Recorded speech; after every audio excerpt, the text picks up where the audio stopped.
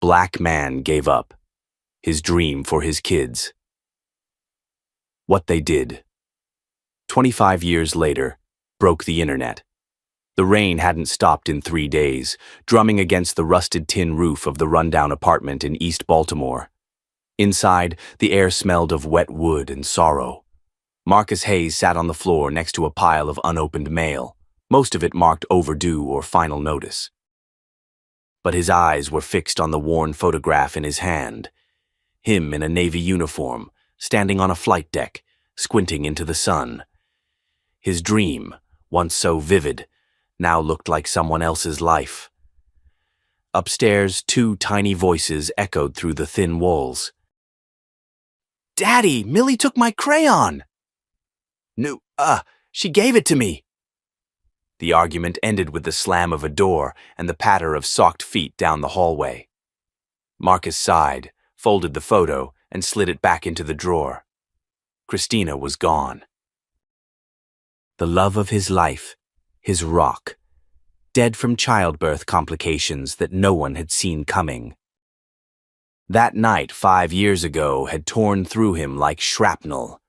1 minute they were choosing baby names. The next, nurses were whispering condolences as they placed 2 warm, wiggling bodies in his arms. Twin girls, Maya and Simone. He hadn't even wanted to live after that. But when Maya opened her eyes and looked at him like she already knew him, Marcus knew quitting wasn't an option. So he stayed. Stayed in the city. Stayed in that cramped, drafty apartment. Stayed working odd jobs, some dignified, some humiliating, to keep food on the table. A knock on the door snapped him out of his daze. He opened it to find old Mrs. Beckley from across the hall, holding a tray of mac and cheese. "I know it's not Sunday," she said, handing it over, "but I figured you could use a hot meal that didn't come from a microwave." "Thank you," he whispered, blinking hard. "Mrs. Beckley didn't ask questions. She never did. Just nodded and left, her floral scarf trailing behind her like a flag of quiet kindness. Later that night, after the girls had fallen asleep under mismatched blankets, Marcus sat on the couch with a legal pad and his calculator. The math didn't lie. Rent, daycare, groceries, formula, diapers, and now, preschool tuition. He stared at the acceptance letter for a neighborhood Montessori school. The twins had aced the entry evaluation. But the tuition was more than his monthly take-home pay from working security at a shipping yard. And that was assuming he didn't miss a shift, something that had already cost him 2 jobs when the girls had gotten sick. A part of him still burned to re-enlist. The Navy had called him twice, once offering a training position, another time for an admin post that came with full housing and benefits. But both would require relocation, deployment, separation.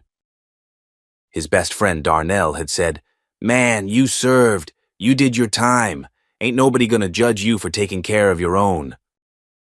But you gotta think bigger than this shoebox of a life." Marcus had nodded then, but tonight he felt the walls closing in. A creak from the girls' room pulled him back to the present. Simone, in her footy pajamas, wandered in, rubbing her eyes. "Daddy, are you still dreaming about planes?" He smiled sadly. "Not tonight, baby." She climbed into his lap, placing a chubby hand over his heart. "You can dream here," she said, and just like that the tears came, silent, steady. He buried his face in her hair and wept, not just for what was lost, but for what might still be found. The next morning, Marcus packed away his military memorabilia, badges, medals, that uniform he used to press so crisp it could cut glass. He tucked them into an old Navy duffel and placed it in the back of the closet. His dream would wait, maybe forever. By mid-afternoon, he had made up his mind. He sold his motorcycle, his one indulgence, and paid the deposit for the girls' school. At the front office, the administrator, a pale, clipped woman with cat-eye glasses, raised an eyebrow. "Mr. Hayes, are you sure? We have other scholarship applicants."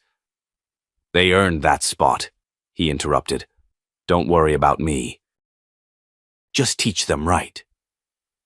That night, over spaghetti and orange slices, Marcus made the announcement. "Girls," he said, "you're going to start school next week. A big school." "Fancy books, a playground, real nap time," Maya shrieked. Simone danced on the couch. They didn't understand what it meant, not yet, but one day they would. That week, he picked up an extra night shift loading containers at the port. 12 hours straight, 6 days a week. His back ached. His knees throbbed, but every time he pictured the girls in their uniforms, little backpacks bouncing as they skipped into class, it felt worth it. Still, the judgment came. At the barbershop, on the block, even from family. "You gave up the military? Benefits? A pension? For 2 girls who gonna grow up, marry some dude, and forget your name?" His uncle spat those words at Thanksgiving like venom. Marcus didn't respond. He just watched his daughters build Lego cities in the corner, whispering strategies to protect their castles. Let the world call him a fool. He had never felt more certain. But fate, as always, wasn't done. 2 months into the school term, the shipping yard laid off half its staff. New automation technology. No warning, just a pink slip and a pat on the back. Marcus walked home that evening with a grocery bag of instant noodles, a can of beans, and a prayer. He didn't tell the girls. Not yet. He spent the next week scouring job boards, cleaning gutters, delivering groceries, even fixing a neighbor's leaky sink for cash. Anything to keep tuition paid and the lights on. Late one night, after putting the girls to bed, Marcus sat at the kitchen table writing a letter. It wasn't to anyone in particular, just to the man he used to be. "I don't fly jets anymore, but every morning I watch 2 rockets take off in pigtails and light up sneakers. That's my mission now. My flight path changed, but I'm still airborne." He folded the letter and tucked it beside the photograph in the drawer. And so, Marcus Hayes, the man who once trained to navigate the skies, learned to navigate something far more unpredictable. Fatherhood, sacrifice, and the fragile hope that his girls would one day understand the size of the dream he gave up for theirs. They didn't yet know it, but the first chapter of their story had just been written, and one day the whole world would read it. The sound of a school bell cut through the cool morning air like a starting gun. Marcus stood at the wrought iron gate of St. Margaret's Academy, clutching the straps of Maya and Simone's brand new backpacks like they were parachutes.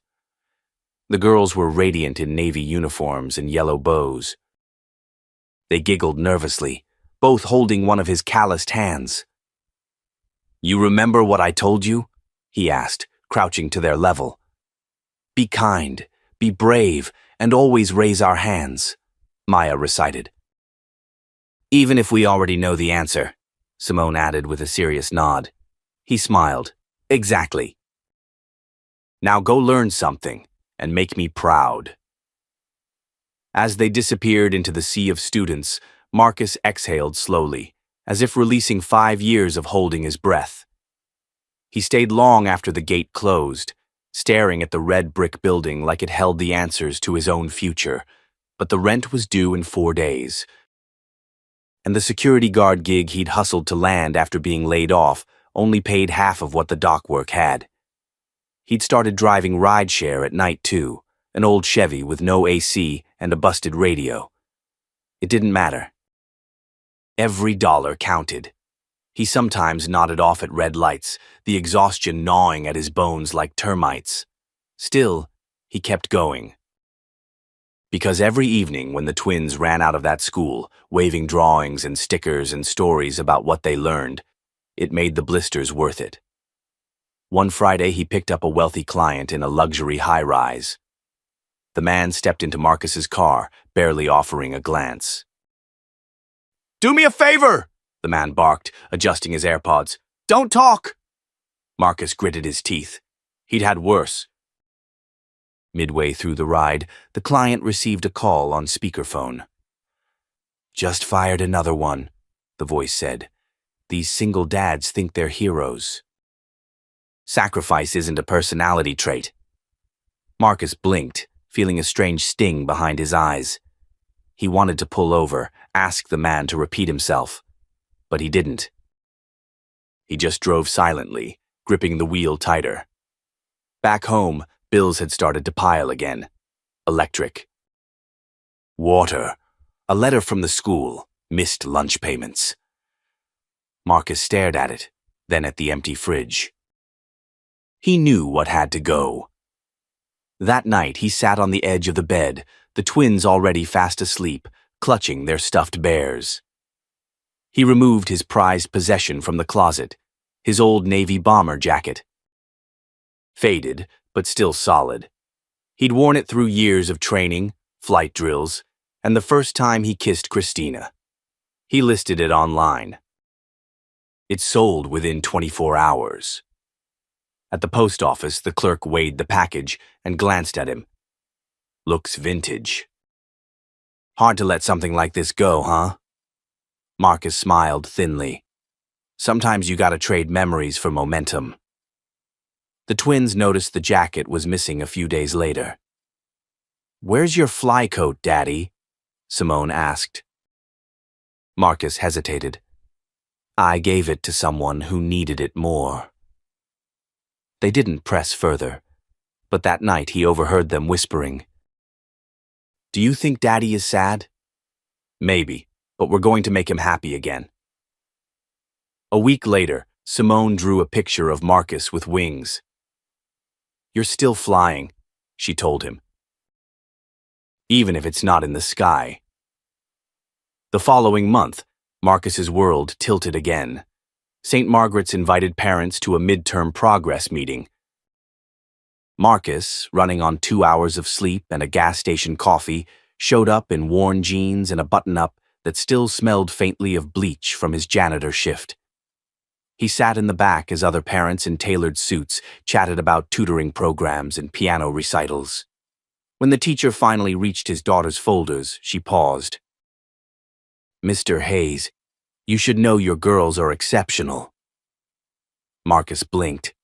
I mean, I try to help them at home, but I work a lot." "No, sir." "I mean gifted. Maya reads at a 3rd grade level. Simone is already solving math problems beyond her grade. Whatever you're doing, it's working." His mouth went dry. He hadn't expected praise. He hadn't expected anything. "Thank you," he managed. When he stepped outside, sunlight hit him like revelation. That night, he cooked an actual meal, grilled cheese and tomato soup, and turned off the TV. They sat at the tiny table in the center of the room. "You know," he said slowly, "when I was younger, I wanted to fly planes. Big ones. Go all over the world." "Why didn't you?" Maya asked. He hesitated. "I met your mom. Then I met you, and I realized some dreams are bigger than others." Simone tilted her head. "But maybe we can help you fly one day." He chuckled. "You're already doing that." But they weren't done, not even close. Unbeknownst to him, the twins had taken to sneaking into the local library after school while waiting for his rideshare shifts to end. A kind librarian, Mrs. Patel, had noticed them and started letting them use the computers. "Daddy's dream," Maya typed into the search bar. They found pictures of fighter jets, flight schools, scholarships, profiles of pilots who looked like them. One even had a quote that stuck with them. "Every great pilot had someone who believed in their wings." They printed it, highlighted it, hung it on the wall of their bedroom. And something began to form. A plan, a pact between 2 little girls who decided that maybe, just maybe, they could give back the dream their father had shelved. They just didn't know how yet. But they would. Oh, they would. The heat that summer clung to everything: sheets, walls, breath. The small apartment Marcus rented above the corner laundromat had no air conditioning, and the box fan buzzed uselessly in the corner. Yet despite the swelter, the twins sat cross-legged on the floor, surrounded by notebooks, scissors, and a pile of old library flyers they had gathered secretly from Mrs. Patel's recycling bin. "We need a name," Maya said, tongue poking out as she concentrated on cutting out the letters from magazine pages. "For what?" Simone asked, pushing back her braids with the back of her wrist, her fingers smudged with glue. "For the plan. We can't just call it Help Daddy. That's too obvious." Simone squinted at the wall where they had taped up Marcus's photo, the one from when he graduated aviation training at 23. He was smiling, arms wide, standing beside a small propeller plane. Behind him, the sky was open and endless. "Skyback," Simone whispered. Maya paused. "Skyback?" "Yeah, like payback, but for the sky." They stared at each other, eyes widening. Then they grinned. Skyback. It began in whispers and scribbles, after-school huddles and nighttime promises. Meanwhile, life outside their plan didn't pause. Marcus worked longer shifts, now managing both overnight security at the community center and early morning janitorial hours at the downtown library. He rarely slept.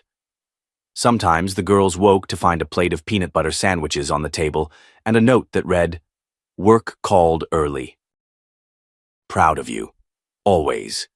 By 7th grade, Maya and Simone were testing out of their classes. Their principal, Mrs. Rivera, requested a meeting. "You have extraordinary daughters," she said. "We've been discussing accelerated placement. Possibly early college prep." Marcus blinked. "College? They're 12. "Yes. But they're capable of more." The idea terrified him. He hadn't saved nearly enough. His monthly budget barely covered rent, food, and school lunches. But he nodded anyway. "Whatever they need, I'll figure it out." That night, the twins overheard him coughing into a towel in the bathroom. When he came out, they were waiting with a cup of warm tea and Maya's latest art project, paper wings made from old math homework.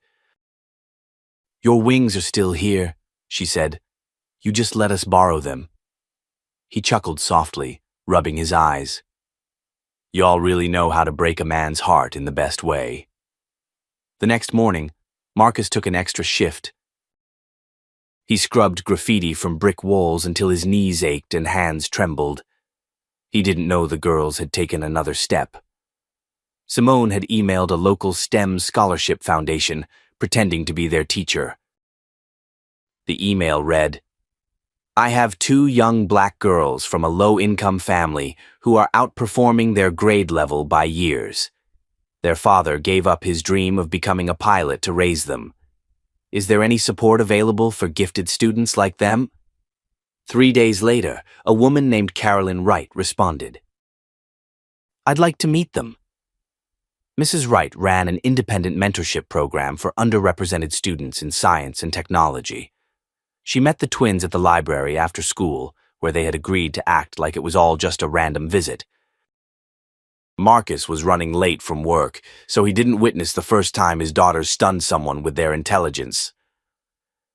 Carolyn sat across from them at a round table, watching as Maya explained how they had built a weather tracker using broken kitchen timers, and Simone broke down the aerodynamics of a paper airplane. "You're not ordinary girls," she said, stunned. "No," Simone replied. "We're Skyback." When Marcus arrived, sweaty and apologizing, Carolyn stood and smiled. "Mr. Hayes, I'm not sure you realize what you have here." He frowned, confused. "These two? They're going to change the world." He looked at his daughters, and they looked back at him like they'd known it all along. Carolyn offered them slots in her mentorship camp, free of charge. Weekend field trips, science expos, computer labs, drone simulators. Marcus nearly declined. He didn't like handouts, but the twins grabbed his hands, pleading. Please, Daddy. Let us show you what we can become. He relented. That Saturday, they boarded a bus to the State University for their first lab tour. Marcus stood at the curb, watching the bus pull away. He hadn't felt that kind of ache since the day Christina died, the ache of letting go. But something began to shift. Carolyn called him 2 weeks later. Your daughters are on fire. Maya won the data modeling challenge. Simone built a prototype rotor using parts from a broken blender. Marcus laughed for the first time in what felt like months.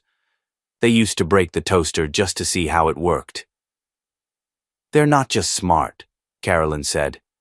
They're driven. I've never seen anything like it. But with each triumph came more questions. Reporters from the local paper started sniffing around after the twins won a statewide science award. A photographer showed up at the library asking for Marcus. Simone pulled Maya aside. We can't let Daddy know, not yet. He'll think it's too much. Maya nodded. We keep it secret, just until we're ready. They kept it secret for nearly a year. Then one morning, Marcus walked into the grocery store and saw it. A poster taped to the window. 2 girls holding trophies, standing beside a smiling Carolyn Wright. Future of flight. These twins are redefining the skies. His breath caught. He stepped closer. The headline stung, but it wasn't the recognition. It was the name below the photo. Skyback Project. He stormed into the library, poster in hand. What is this? Maya and Simone froze. Why didn't you tell me? He asked, voice low but trembling. We wanted to surprise you, Simone said. Maya stepped forward. Because we're not doing this for us. We're doing it for you. Marcus sat heavily into the nearest chair. Silence swelled. Finally, he looked up. I gave up my dream so y'all wouldn't have to. But I never meant for you to hide yours. Then, something unexpected happened. He smiled. A full, broken, beaming smile. You're flying now, he said. All I ever wanted was for you to fly. The girls cried. So did he. And outside, the library windows reflected 3 shadows. No longer a man and 2 daughters, but a crew. Ready for takeoff. By the time Maya and Simone were 15, the Skyback Project wasn't just a secret anymore. It was a movement. What started as 2 curious girls experimenting with cardboard wings had turned into a grassroots program mentoring other underprivileged kids in aviation and engineering basics. It met every Saturday in a borrowed high school gym with repurposed drones, scavenged laptops, and donated textbooks. But the more Skyback grew, the more cracks began to show. Funding was drying up. Carolyn Wright tried her best to keep the momentum going, applying for every grant she could, but rejections piled up. Some cited lack of an official nonprofit status. Others said aviation wasn't a funding priority. Meanwhile, the gym's principal warned them he'd need the space back for sports practices within a month. Marcus noticed the tension growing in his daughters, even if they tried to hide it behind fake smiles and everything's fine responses. He brought it up over dinner one night. 3 bowls of rice and beans lit by a flickering bulb in the corner. You girls ain't fooling me. Something's weighing on you. Simone set down her fork. It's just, the project's too big for us now. We need real money, real backing. And a real headquarters, Maya added. We're mentoring 12 kids now, Daddy. 12. Marcus leaned back, rubbing his chin. You ever think about going public with your story? He asked. Simone tensed. What do you mean? I mean really telling people what this is. Where it came from, why you started it. Maya looked down. We've tried. But people love flashy, not legacy. Marcus fell silent. He thought of the toolbox under his bed. the one he hadn't touched in 2 years. Thought of the years he scrubbed toilets and polished floors, building their dreams brick by invisible brick. What if he could add just one more? That night, he logged onto Facebook using an old library computer. His profile picture was still from 2010, but he typed out a post anyway. I once dreamed of flying planes, gave it up when my daughters were born. They took that dream and gave it wings. If you've got a second, listen to what they're building. He included a link to the Skyback project website. He almost didn't hit post, but he did. By morning, the post had 34 likes, then 342. By lunchtime, it had crossed 10,000 shares. Celebrities were commenting. Engineers from Boeing, educators from MIT. Maya and Simone came home from school to find their tiny apartment buzzing like a hive. Daddy, what did you do? Maya asked, breathless. Marcus shrugged, feigning innocence. Just told the truth. Their phones wouldn't stop buzzing. Reporters called. Podcast hosts emailed. A documentary producer named Lorraine Hartley reached out, pitching a short feature for her Hidden Genius series. We want to film a piece on your family, she said, but not just the girls, him too. She meant Marcus.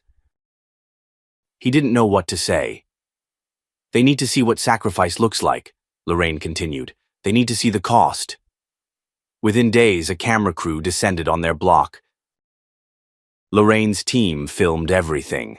Marcus mopping the library's lobby, Maya and Simone leading a workshop with local kids, their cramped living room covered in science fair posters and airfoil sketches.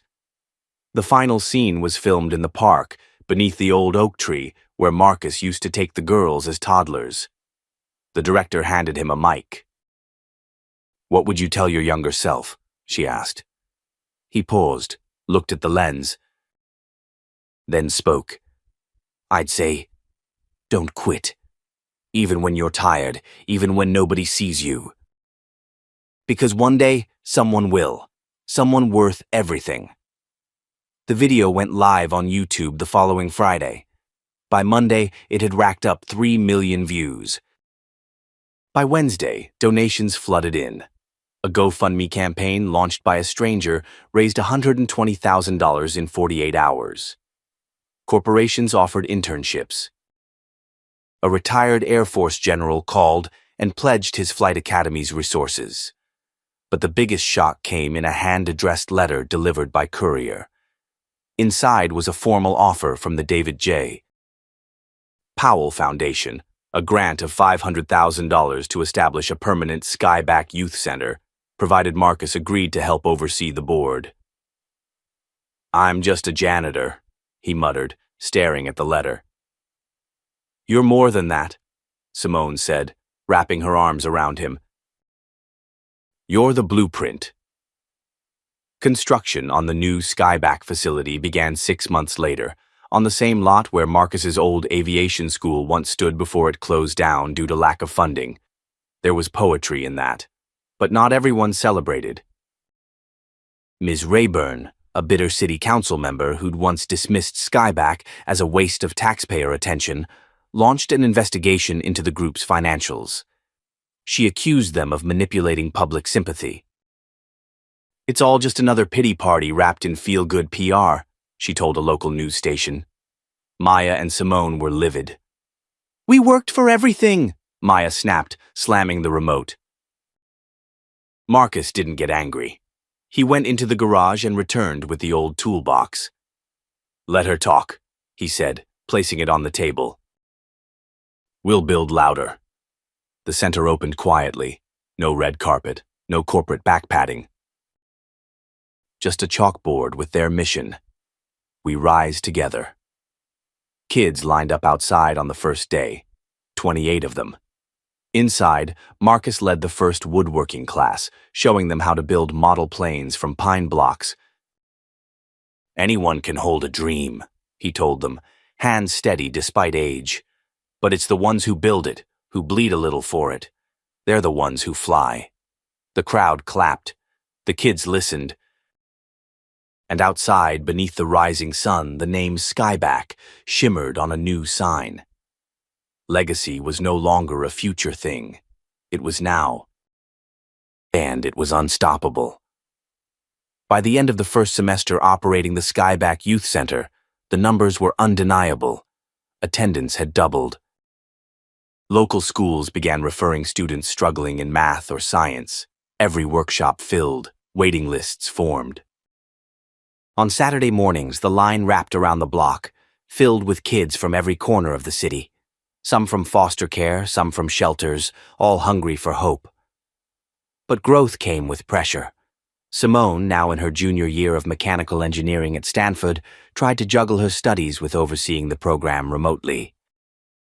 Maya, in her final year at Embry-Riddle Aeronautical University, split time between simulator training and video conferences. They were exhausted, but neither would admit it. One evening, Maya stared at her laptop screen, rubbing her temples. "We need someone on the ground, someone who understands what this means." "You mean like a manager?" Simone asked, sipping instant coffee. "No, not just anyone. Someone who's lived this." A silence stretched between them. "You're thinking about Dad," Simone finally said. Maya nodded. "He built this from nothing. He should be the one steering it now." But Marcus had his doubts. "I'm proud of y'all," he told them over Sunday dinner, sitting at their now modest but warm family kitchen. "But I don't have a fancy degree. I've never run no nonprofit." "You ran a whole life on faith and a mop bucket," Simone replied. "There's no syllabus for that." Maya leaned in. "This isn't about business, it's about heart." Marcus swallowed. "I ain't used to being seen like this, baby." "Well, get used to it," Maya smiled. "The world's finally catching up." 2 weeks later, the Skyback board voted unanimously to appoint Marcus Wright as executive director. The announcement didn't go unnoticed. National media picked up the story again. From janitor to visionary, the man behind the Skyback youth movement. Interviews poured in. Ellen DeGeneres invited the family to her show. Oprah tweeted a link to the documentary with the caption, "Faith, Love, and Legacy." Watch this. But not everyone was cheering. A right-wing blog posted a hit piece questioning the credibility of the center's rapid growth, suggesting Marcus was a PR tool and the daughters were exploiting their father's backstory for fame. The piece went viral. Soon, online trolls flooded the center's social media with insults. "Professional sob story," "Affirmative action project," "Grift with a smile." Simone was furious. "We need to clap back," she said. "Expose every lie." "No," Marcus said, voice firm. "We keep building." "But Daddy," I said no. He stood from the table. "They want noise. We'll answer with results." Still, the attacks took a toll. Local officials who had once shaken hands now kept distance. One sponsor paused their donation pending clarity. Even Mrs. Hargrove, the principal who had once donated the gym space, declined to renew their partnership. Then came the twist they didn't expect. Congresswoman Regina Torres, a former aerospace engineer herself, visited the center unannounced on a rainy Thursday afternoon. Dressed simply, with sneakers and a braided bun, she arrived without press, carrying only a clipboard. "I've been following your work for months," she said, "and I've got a proposal." In the back office, she laid it out. A federal education initiative called Project Ascend, aimed at replicating the Skyback model in urban communities across the country. "You'll have full autonomy," she explained. "We need your story. But more than that, we need your system." Marcus stared at her, blinking. "You mean, like, government-funded?" "Yes. And you'd be its national director." Silence. Simone whispered, Holy... Maya grabbed her hand. But Marcus was still staring, not at Torres, but at the ghost of his younger self, the boy who wanted to fly, the man who gave it all up, the father who once scraped change from couch cushions for formula. And now, here was the government asking him to lead. He leaned forward, voice steady. We do this, it stays real, no suits, no gatekeeping. The door stays open, wide enough for the next dreamer. Torres nodded. That's exactly why we want you. 3 weeks later, Project Ascend was announced at a televised White House education summit. Maya and Simone stood beside their father, who delivered a speech that shook the room. 25 years ago, I gave up on my dream, Marcus said, his voice catching. But dreams don't die, they wait. Sometimes in daughters, sometimes in strangers' kids, and when they rise, they lift us all. The room erupted in applause. That night, social media exploded. Project Ascend trended #1 on Twitter. Celebrities reposted clips of Marcus's speech. Even the trolls fell silent, and perhaps the most powerful moment happened quietly. After the cameras left, Marcus walked back through the Skyback Center alone. In one corner, a girl no older than 10 was building a model plane, tongue sticking out as she balanced the wings. She looked up. Mr. Right? She asked. He smiled. Yeah, baby? Do you think I could be a real pilot one day? He knelt beside her. I don't think, he said. I know. And in that quiet moment, beneath the hum of ambition and the scent of sawdust and glue, legacy was no longer just a word. It was living, breathing, and building something greater than even Marcus Wright had ever dared to dream. The national spotlight brought opportunity, but it also brought scrutiny. After the Project Ascend announcement, Marcus Wright found himself navigating a world far removed from the quiet floors of Hillstone Library. Interviews, panels, policy meetings. He wore suits now, though never without a pair of old work boots in the car trunk. People shook his hand with reverence, but behind the smiles, he sensed the pressure. You okay, Papa? Maya asked during a late-night call from her dorm in Florida. Honestly, Marcus chuckled. Half the time, I'm just hoping nobody notices I've got sweat stains on my shirt. Simone, dialing in from her shared apartment in Palo Alto, added, You've been on CNN twice this month. I think you've earned your sweat. Still, the pace wore him down. What started as a passion project was now a national blueprint. A dozen cities requested Skyback centers. The Department of Education began sending officials to tour the flagship. And behind the scenes, politics started creeping in. During a quarterly stakeholder review in Washington, a polished man named Clark Renner, an education consultant tied to the administration, cornered Marcus. You're a compelling figure, Renner said. Authentic.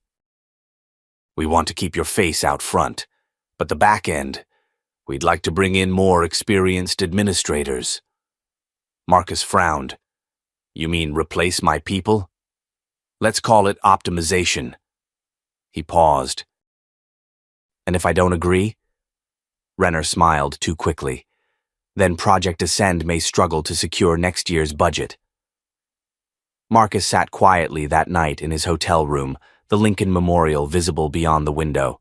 He thought of the girls who came to the center each day with dirt on their knees and fire in their eyes. He thought of Maya, building wings, Simone, wiring futures.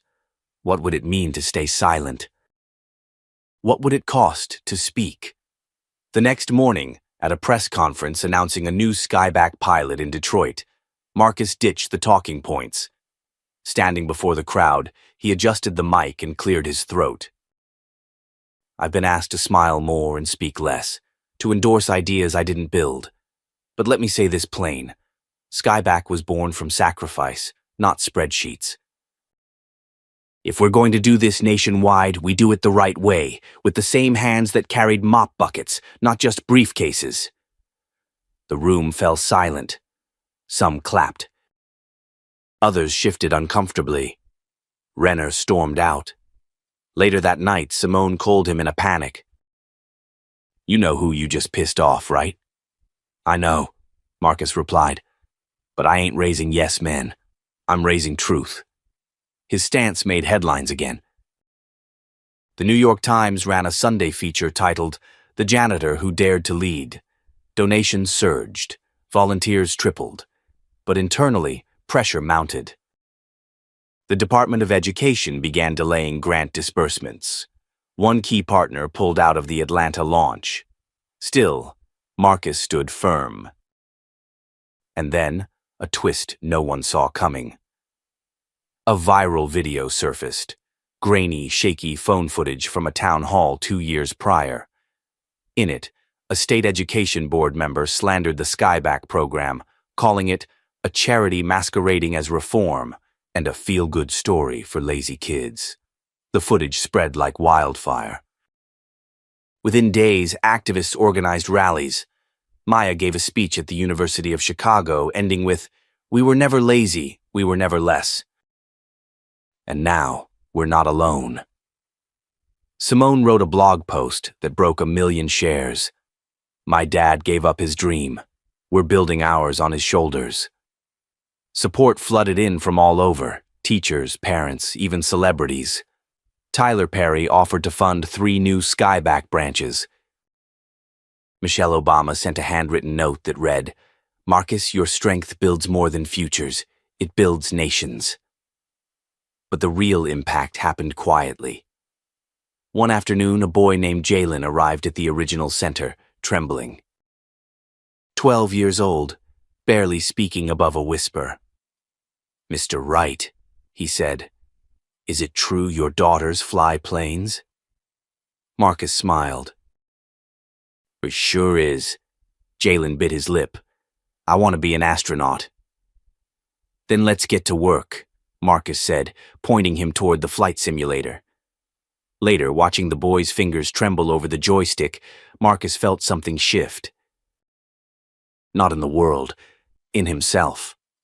All the noise, the politics, the threats, they were heavy, yes. But they were worth it for this, for the spark in a child's eyes, for the chance to protect a dream before it got crushed. That night he called Maya and Simone. "Whatever happens next," he said, "we stay grounded, not just in who we are, but who we're doing this for." "We're with you," Simone said. "Always," Maya echoed. The line went quiet for a moment. Then Marcus whispered, mostly to himself, "Then let's fly." The storm hadn't passed, but it no longer mattered. Marcus wasn't afraid of turbulence. He'd walked through worse and still come out standing, and this time he wasn't walking alone. For the first time in decades, Marcus found himself struggling to breathe, not from the grind, not from sacrifice, but from what the world had become around him. His daughters were soaring, Skyback was expanding, and the country had begun to believe in the power of a father's vow. Yet beneath the surface, he could feel a tremor, a fault line that hadn't yet cracked. It happened on a Tuesday afternoon. Marcus was reviewing blueprints for a new Skyback center in Richmond when Simone's number popped up on his phone. He answered with his usual smile. "Hey, superstar," but her voice was low, tight. "Papa, I need to tell you something before it goes public."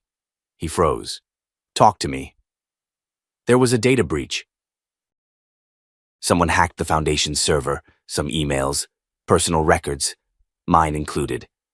Marcus's heart dropped. "Are you safe?"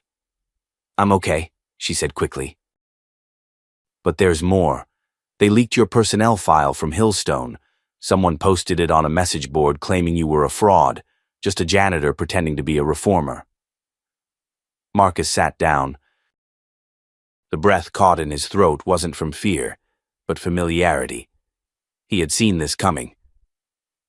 That evening, conservative pundits jumped on the story.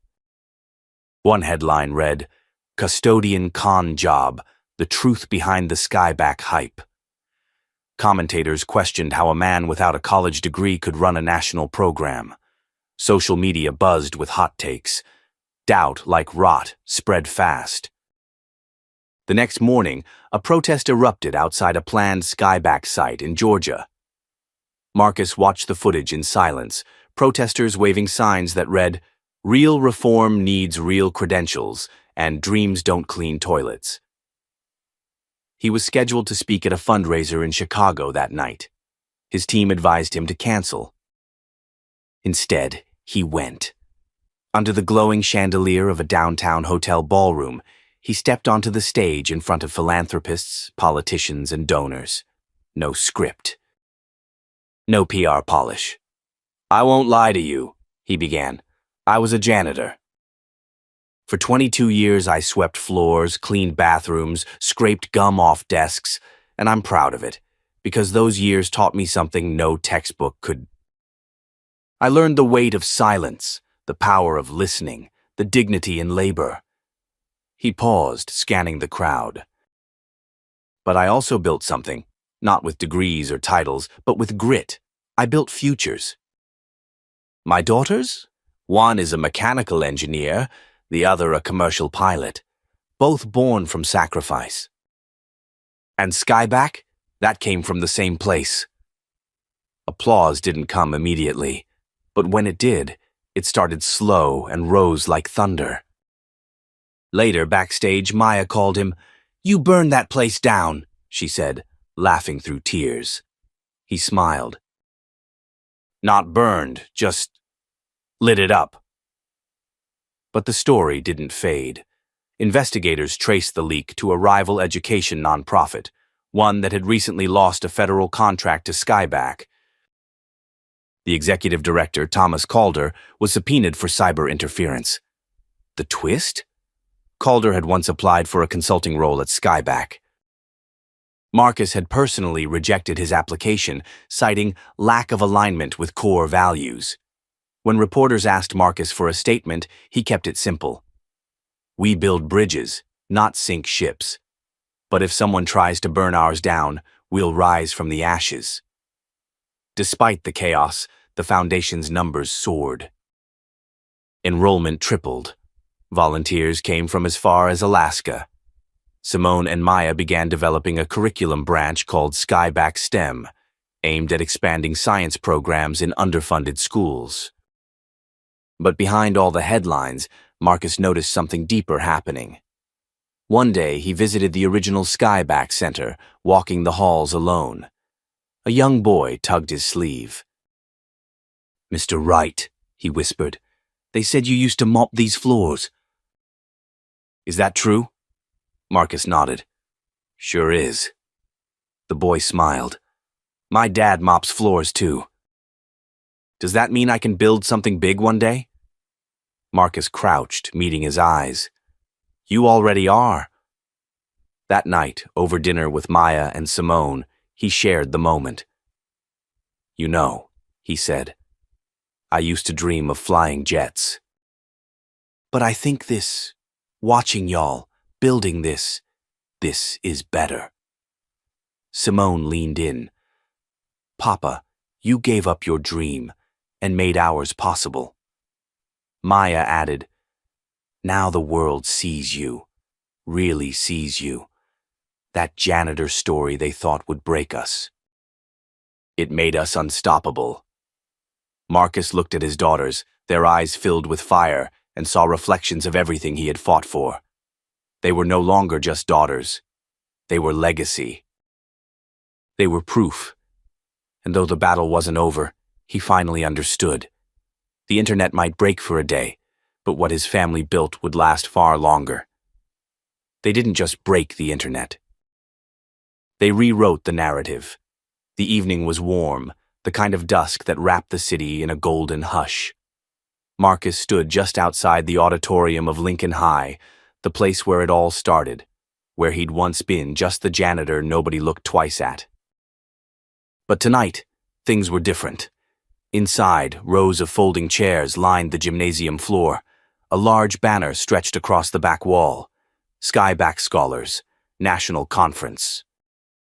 At the center of it, in bold print, read, "Honoring the legacy of Marcus Wright." He chuckled softly to himself, shaking his head. "I used to clean gum off that bleacher," he whispered, pointing toward the far wall. Maya and Simone stood behind him, radiant in tailored suits. Simone nudged him forward. "They're waiting, Papa." He hesitated. "Y'all sure this ain't too much?" Maya smiled. "You spent 25 years giving up your dream for us. It's time the world knows what that really means." When he stepped onto the stage, the applause was deafening. Students, parents, donors, teachers, all on their feet. Marcus approached the podium, gripping its edge, letting the noise wash over him. Then he raised his hand. Silence followed like a wave. "I never asked for a spotlight," he said, "and I sure didn't think I'd end up in one. But if my story can help just one kid out there, one janitor, one single parent, one kid who thinks they're too far behind to ever catch up, then I'll stand in this light as long as it takes." He took a breath, voice steady but deep with emotion. "I cleaned schools. I sold my tools. I slept on floors. Not because I was extraordinary, but because love is stubborn. And sometimes the biggest dreams ain't ours. They belong to the ones we raise." In the front row, a young girl wiped her eyes.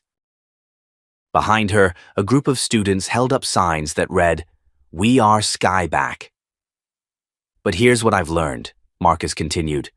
"Dreams don't die. They transform. Mine, it became my daughter's. And through them, it became this. You." Suddenly, Simone stepped up beside him with a grin. "We have a surprise." A screen lowered behind them, and the lights dimmed. A documentary reel began to play, showing grainy footage of Marcus mopping school floors, building wooden desks in the dark, carrying Maya and Simone on his shoulders. Then came the new images. Simone in a lab coat beside aircraft engines, Maya inside a flight simulator, the Skyback Center ribbon cutting, community workshops, national headlines, and finally, Marcus hugging a boy with a broom tucked under one arm. The last frame was a quote over his silhouette. "Every child is a runway. Clear the path and they will fly." The lights came back. The room was silent, reverent. Then came the applause. Louder than before. After the event, outside under the stars, Marcus stood alone, watching students laugh and pose for pictures. A young man approached him. "Mr. Wright," Marcus turned. "My name's Elijah. I used to skip class, hated school, then I heard your story. I started sweeping my grandma's porch every day, just thinking about you. I'm graduating this year, first in my family." Marcus swallowed the lump in his throat. "You're gonna do great things, Elijah." The young man nodded. "I already did. I applied to Skyback. And I got in." Later that night, back at the house Maya and Simone had bought him, "Wright Haven," the plaque read. Marcus sat on the porch. A small wooden plane rested in his hand, carved long ago by Maya from leftover cedar. Simone brought him a mug of tea. "The internet broke when the story aired again tonight, trending in 15 countries. He chuckled. "Imagine that. A janitor trending worldwide." "No," Maya said, joining them. "A father, a builder, a visionary." The three of them sat in silence as a plane soared overhead, its lights blinking red in the dark. Marcus tilted his head toward it, eyes glinting. "That one's Maya." "No," Maya teased. "I'm home tonight. That's probably Simone's prototype gliding through the clouds." He smiled. "Doesn't matter. Y'all both fly now." As the sky deepened, the family toasted one last time that night. To dreams. To to sacrifice, to the vow. And to you, reading or watching this now, if you've ever questioned whether your effort matters, whether your love is enough, whether your story is worth telling, let this be your answer. It does. It is, and it always will be. If you've made it this far, we thank you for joining the journey. Be sure to like, subscribe, and share this video.